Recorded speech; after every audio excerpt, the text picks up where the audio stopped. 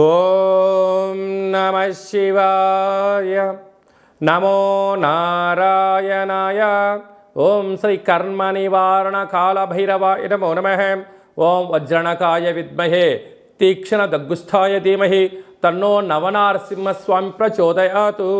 హరి ఓం. మా ఛానల్కి స్వాగతం. చూస్తున్న వీక్షకులకు ప్రేక్షకులకు ప్రియ కాళభైరవ భగవంతులకి స్వాగతం పలుకుతూ మమ్మల్ని ఎంతగానో ఆదరిస్తూ ఉండబడినటువంటి ప్రియ సోదరీమణులకు స్వాగతం పలుకుతూ సనాతన ధర్మ సంరక్షకులకు అలాగనే జ్యోతిష్య అభిమానులకు స్వాగతం పలుకుతూ 16/5/2024 నుండి 31/5/2024 వరకు పుట్టినటువంటి వారందరికీ కూడా ముందస్తుగా జన్మదిన శుభాకాంక్షలు. గతంలో వివాహం చేసుకున్న వారికి వివాహ వార్షికోత్సవ శుభాకాంక్షలు. మనకు వైశాఖ మాసం అనగానే పండగలకు కొదవలేనటువంటి మాసము కనుక అన్నవరంలో సత్యనారాయణ స్వామి యొక్క కళ్యాణము, స్వామివారిని స్మరించడం, ధ్యానించడం, వీలైతే ఇంట్లో మనము సంవత్సరానికి ఒక్కసారైనా శ్రీ రమా సహిత సత్యనారాయణ స్వామి వ్రతాన్ని ఆచరించుకోవడం వలన స్వామి యొక్క ఆశీస్సులు ఉంటాయి. అలాగనే మనకు వాసవి మాత అమ్మవారి యొక్క జయంతి, అమ్మను స్మరిస్తే అన్నీ మనకు ఉన్నట్లే అని చెప్పి గమనించాలి. అలాగనే మాసానాం వైశాఖ మాసం అంటారు. వైశాఖ మాస పూర్ణిమ తిథి యందున అరుణాచల స్వామివారి యొక్క గిరి పర్వత ప్రదక్షిణ చేసినట్లయితే సర్వము శుభప్రదమే అని చెప్పి గమనించాలి. ద్వాదశ రాశుల్లో గ్రహ గమనాలు ఒకసారి వీక్షింపచేద్దాం. మేషరాశిలో బుధుడు మరియు శుక్రుడు సంచార స్థితి, వృషభ రాశిలో రవి గురు సంచార స్థితి, కన్యరాశిలో కేతు సంచార స్థితి, కుంభరాశిలో శని భగవానుడు స్వక్షేత్ర సంచార స్థితి, మీనరాశిలో కుజరాహుల సంచార స్థితితో ద్వాదశ రాశుల్లో గ్రహ గమనాలు ఈ విధంగా ఉన్నాయి.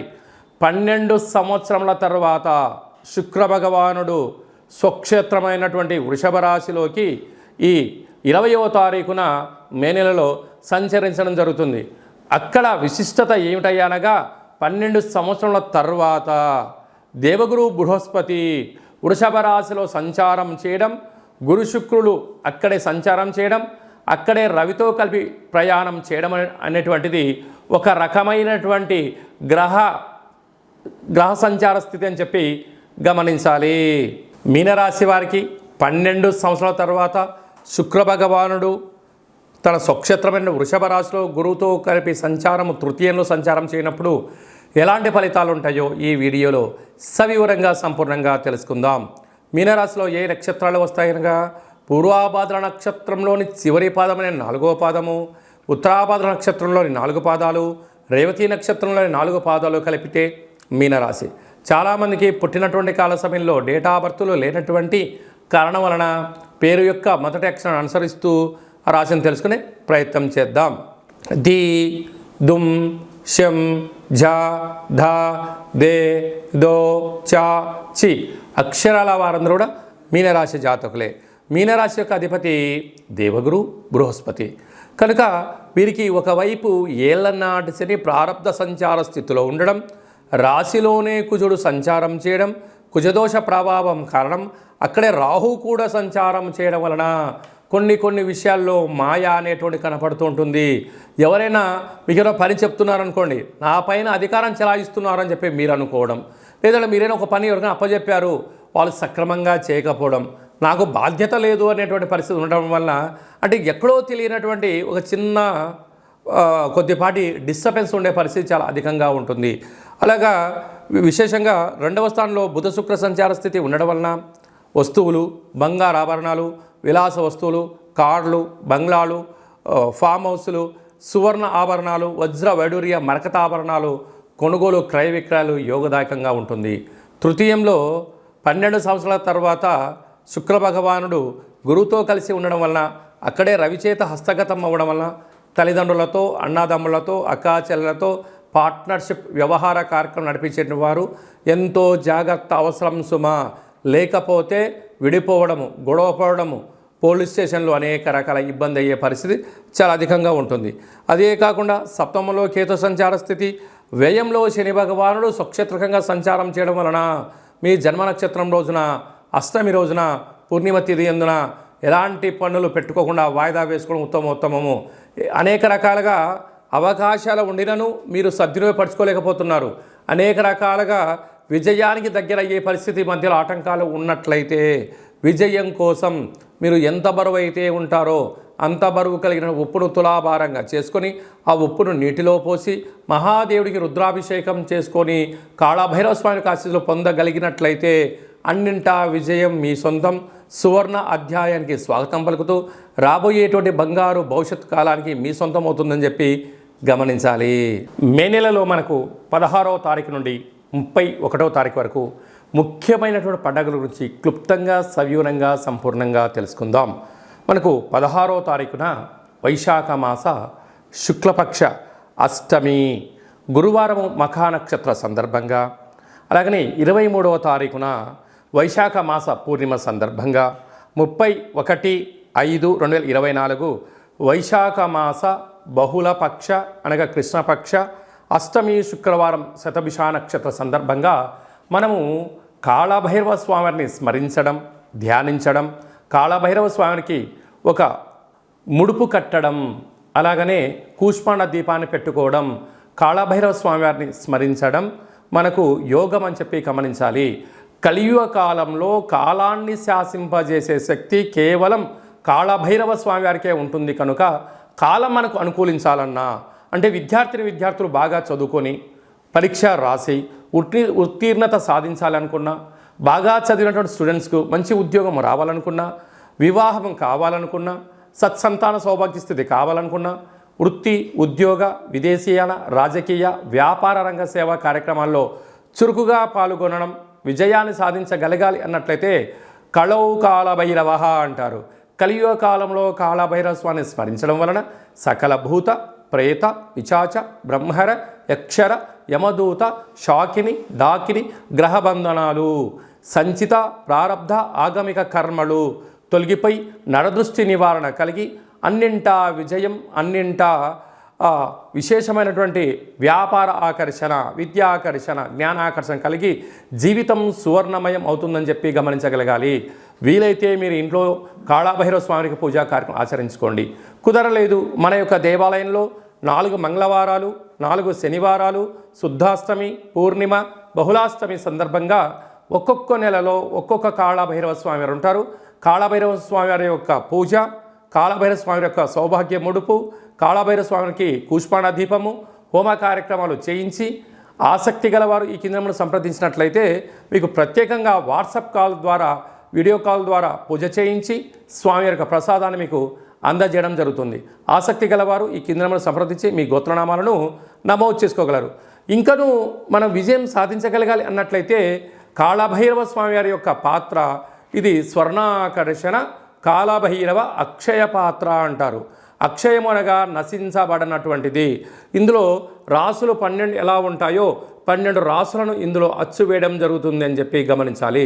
కనుక ఈ యొక్క పాత్ర యొక్క విశిష్టత ఏమిటనగా శబ్ద తరంగాల ద్వారా ఓంకార శబ్దం రావడము, ఈ శబ్దం ఇంట్లో ప్రసరించడం వలన సకల దుష్టగ్రహాలు వెళ్ళిపోవడము, మానవుని శరీరంలో ఉండబడినటువంటి షట్చక్రాలు వికసింపజేయడము, తను ఏదైతే అనుకుంటాడో దాంట్లో విజయం సాధించడం జరుగుతుందని చెప్పి గమనించగలగాలి.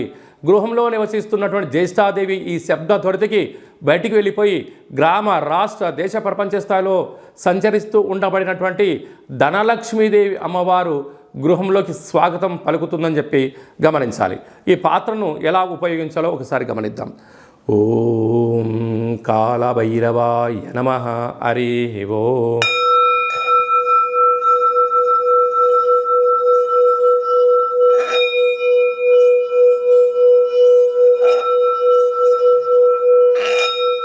ఈ శబ్ద తరంగాల ద్వారా అద్భుతమైనటువంటి శక్తి, అతీంద్రియ శక్తి, అంతరిక్షంలో ఉండబడినటువంటి సూర్య చంద్రాదుల శక్తి కలిగి మనం ఏదైతే అనుకుంటామో అన్నింటా విజయం మన సొంతం అవుతుందని చెప్పి గమనించాలి.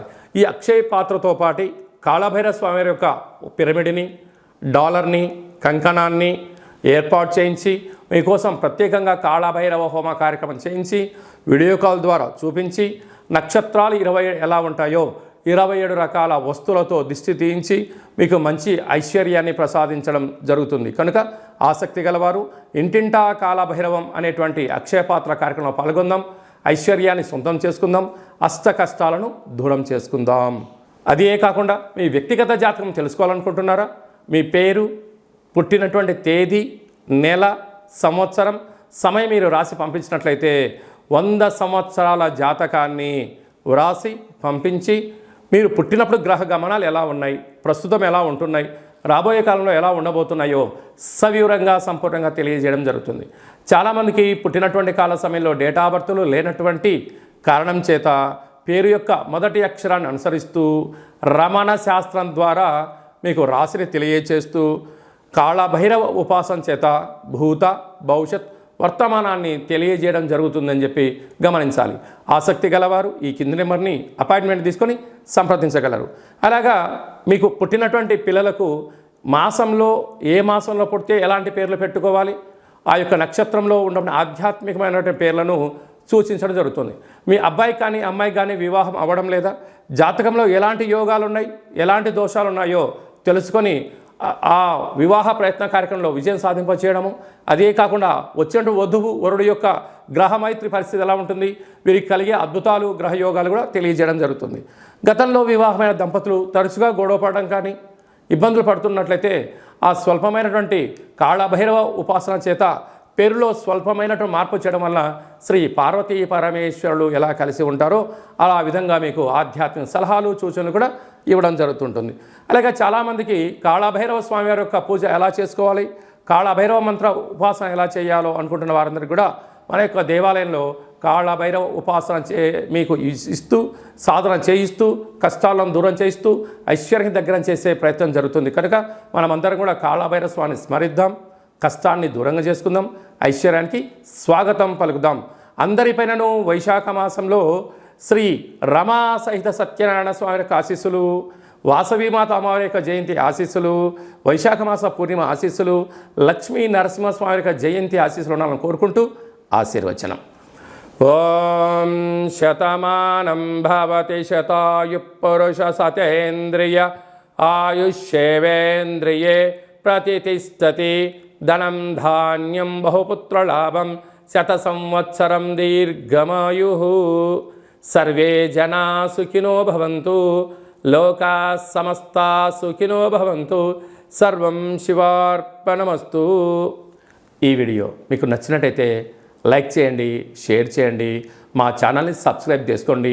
మేము చేస్తున్న వీడియోలు మీకు ముందస్తుగా నోటిఫికేషన్ రావాలి అన్నట్టయితే పైన గంట సింబల్ ప్రెస్ చేసి ఆల్ అనే బటన్ కూడా ప్రెస్ చేయండి. ఇంకనూ స్వామివారి యొక్క ఆశీస్సులు పొందగలగాలి అన్నట్లయితే మీరు ఎవరి క్షేమాన్ని అయితే కోరుకుంటున్నారో, లేక మీ క్షేమాన్ని ఎవరైతే కోరుకుంటున్నారో వారికి కూడా ఈ వీడియోను ఫార్వర్డ్ చేసి భగవంతుడి యొక్క ఆశీస్సులు పొందగలరు, హిందూ ధర్మాన్ని కాపాడగలరు.